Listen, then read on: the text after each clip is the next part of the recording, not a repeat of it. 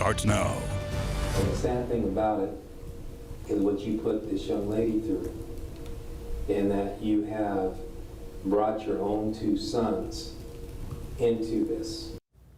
Justice 8 years later. Today, a Fresno County judge sentenced the woman who plotted a cruel crime against a 13-year-old girl.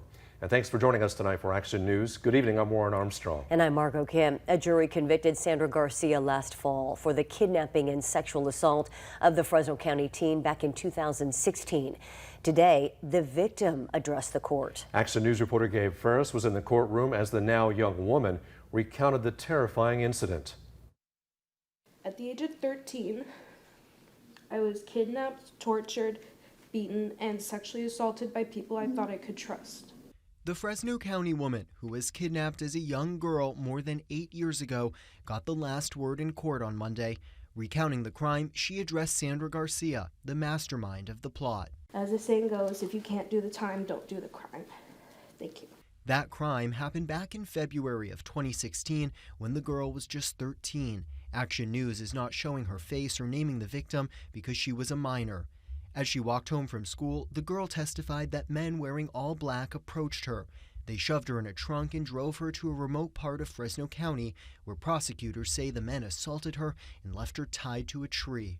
Your Honor, I plead with you to give these inhumane people their maximum sentence so that they can never do this again to me or anyone else. That passionate plea came on Monday as Sandra Garcia learned her sentence.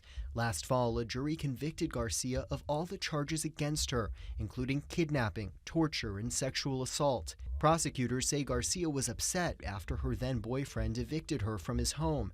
That's when they say Garcia recruited her two sons and a cousin and developed a plot to kidnap her boyfriend's daughter. Mark Anthony Roque, his brother Brandon, and Miguel Carrito have all pleaded or been found guilty for their involvement in the crime.